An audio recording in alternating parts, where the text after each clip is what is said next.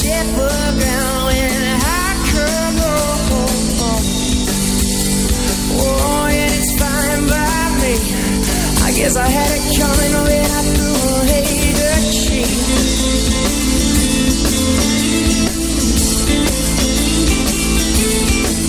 But when whiskey come knocking at my door, you know, baby, don't live it no more.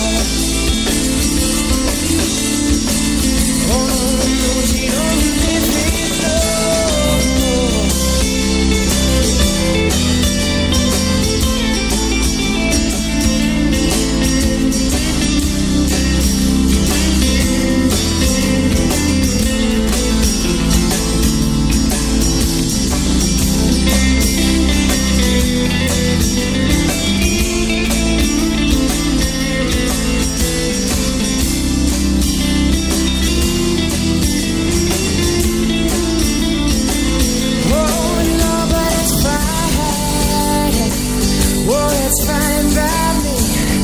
Guess I had it coming when I threw away the key.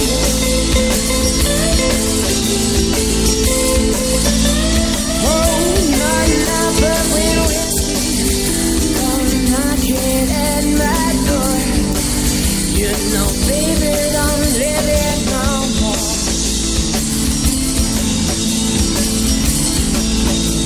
Oh, but when she come knocking at my door, you know, whiskey won't live here no more. They've been plotting up a scheme to get me in. Now let me in, just let me in.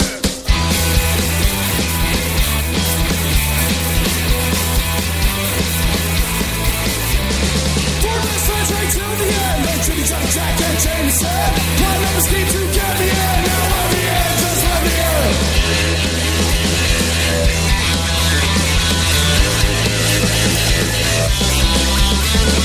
Hey little lady, what do you say? Let's have a little roll right in the hay. Got four best friends right till the end. Jimmy, Johnny, Jack, and Jameson.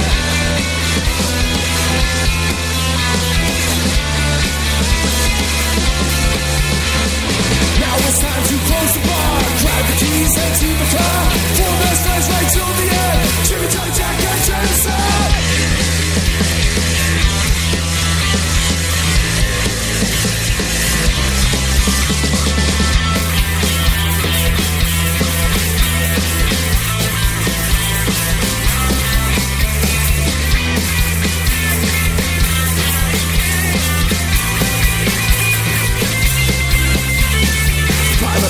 Get me in, just let me in, just let me in.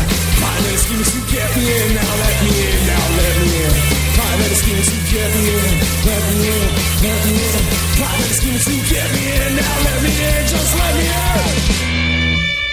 So, go in the glove, pull out the gun, pull down the face mask, make some love. Got four best friends right till the end. Jimmy, Johnny, Jack, and Jameson.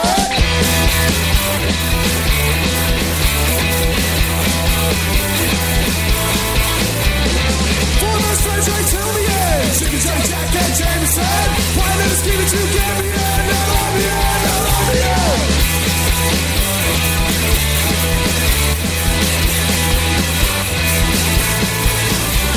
All my friends, we love to sin. Let us in, just let us in. All juiced up with big old grins. Now let us in, just let us in. All my friends, we love to sin. Let us in, let us in. All juiced up with big old grins. Now let us in, let us in. Well, I know it's not. It sounds like Jimmy, Johnny, Jack, and Jameson, the name of that one. It's Strangers with Knives right here on Tony Jones's Rockin' New Year's Eve broadcast on Rhode Island Free Radio and on AM 1320 WARA. Before that, we heard from Most Dangerous Men Alive, Women and Whiskey, the name of that track. I want to thank you for tuning in and hanging out with us. I hope you're having a fantastic New Year's Eve. I know, as I mentioned earlier, a lot of folks I know, I don't know if it's just because I'm getting older, a lot of folks staying in tonight. They're foregoing amateur hour, and they're just kind of hanging back, and they're watching Twilight Zone, which is what I'm going to do at about 2:30, 3 o'clock this morning. We are 33 minutes past the hour of 10 p.m. heading into 2016. Tony Jones here. This hour is brought to you by, or I should say he has the floor. He's DJ Psycho Eddie, My Night Out Radio. Eddie, good evening.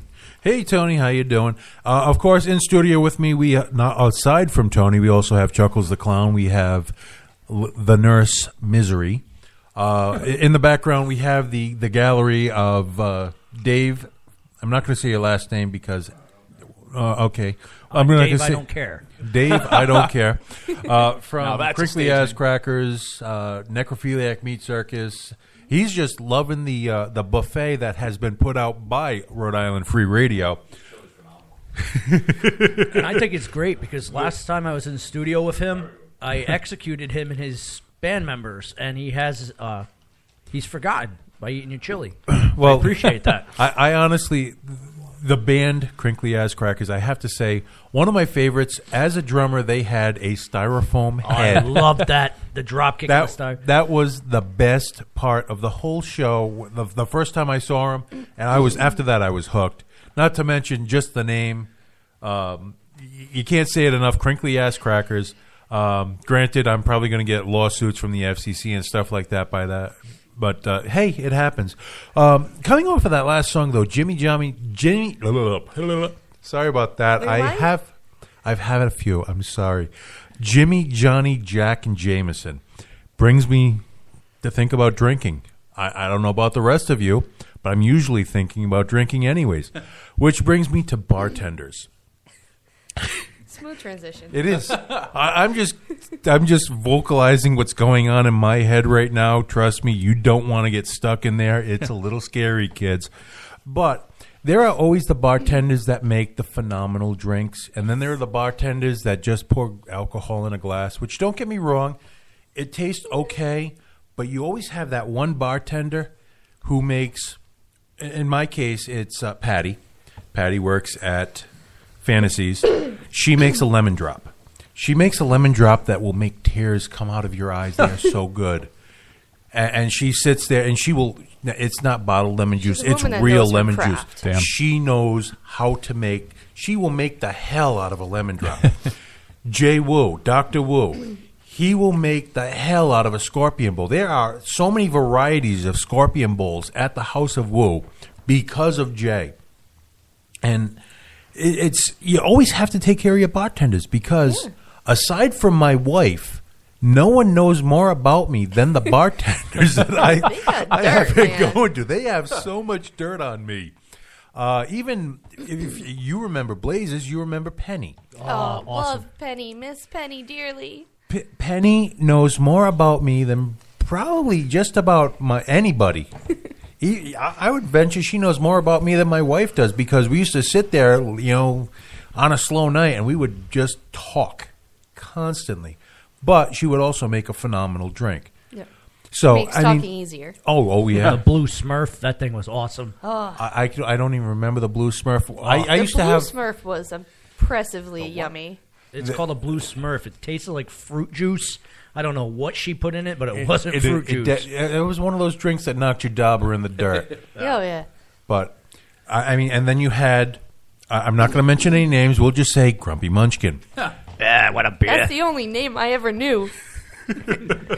Well, this bartender would assume she knew everything, but she never went to bartending school. She never got tip Very certified. sloppy. She was a train wreck on 2 feet. Anyways, I went up to the bar, and she was working with Penny. I walked up. I said, I want a SoCo and ginger, which was Southern Comfort and ginger ale. And then Yeah. Ginger came up. You want me? I was very careful not to say that around her.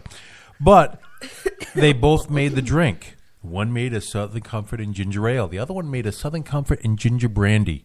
They both Whoa. they both made them in a 16-ounce glass. I'm sorry, but that's right out of Bar Rescue. That's right when John Taffer comes in the door. And you wonder why Blaze went poor. There you go. Blaze, I love you, brother. If you're listening in, this is just one of the many reasons why. But I had a 16-ounce glass of pure alcohol. I'm not complaining about that part. But how was the combination? No, it was horrible. It was absolutely. It torturous. Don't get me wrong. But you chased it with the other one, didn't you? I chinned up and I sucked that down as quickly as I could. And that was pretty much a mess for the rest of the night. Luckily, it wasn't. Luckily, it wasn't the night that I was working. But that's one of those things. You have to find the right bartender. Yes. And you talk to him. What kind of vodka are you going to use in this? If you don't know this bartender, I went to Blue in East Greenwich. Mm-hmm. Simple drink. I want a vodka and seltzer. There should be no color in that glass. No, that's vodka clear. is clear, seltzer's clear. Why is there a tint of yellow in that glass? When's the last time they cleaned their soda Because guns? Exactly. Yeah, soda guns, dirty. So I asked him, hey, why is the glass yellow? Well, I put lemon juice in it. Did I ask for lemon juice? Make another one. And then he spit in it. He probably did. But you know what? I'm that much of a... I don't care if I could see the phlegm sitting on top of the glass. I would choke it down just to stick it up their backside. Like, But at least you made it right that time. But now here comes the question. You find this good bartender. This bartender is taking care of you all night. When you get your bill, they may have forgotten to write down probably about half the drinks. Usually. How much do you tip them? You can't just do the 20% that's customary. It's got to be at least 30 to 40. 30 to 40%. What is the highest you've ever tipped? Yeah, here comes the scary part. Yeah. Have you ever thought of 100% tip? Nope. I've done it 4 times. Nope. I've never found someone worthy of that high of a percentage. I have tipped 75%. Have you ever gotten an email from your credit card company saying the original amount was X, you tipped X? Should we let this transaction go through, or are they 'cause trying they thought to? it was fraudulent. They thought it was fraudulent, and no, I mean, I literally, legitimately, I'm not going to say where I went because I want to save this bartender's job, but I went there and I drank from noon till 10 o'clock at night. Dear She was Lord. working a double. I'm not saying I should have driven home. I'm not saying that I did drive home because that would be an admission of guilt. All I'm saying is at the end of that 10-hour drinking session, I had a $60 bill. Yeah, no. Yeah, no. Something is not right with Yeah, this. she definitely earned that 60. She had tip. amnesia, brain damage. I don't care what it was. She forgot a lot. Yeah. Because That's not like- only was it me drinking, there were several other people drinking with me. That's Now that worthy of like an establishment is $80 done. tip or so. No, that establishment is still open, still making money. But, at what point do you say, this bartender goes above yeah. and beyond, That- and let's give her 40, 50, 60% tip? Yeah. The only person I can think of, not a bartender but a waiter, is the late great Chuck of Bickford's fame. I love that. I left dude. him some decent tips over the years, which later on led to me to be able to show up there. And even though there was a line around the building, I would magically get a table, which gives you a lot of dirty looks, but is well worth it. Well, I have a cousin who is a maitre d' at a local restaurant, a very well-known local restaurant. I would walk in, say, hey, I'm only here with 2 people. Okay, doctor. Why don't you go have a seat at the bar? Dr. McGillicuddy? I don't know why he was calling me doctor, but then I realized he was validating to someone else who was listening in why I was getting a tape before, I don't know, 50, 60 other people. And this, I'm not talking 50, 60 now angry other people. Well, 50, 60 was also the average age of the people walking in. So they forgot 15 minutes later while they were angry. Yeah, anyways. pretty much. So you were good. But I mean, again, do you tip the maitre d' when he gets you a table?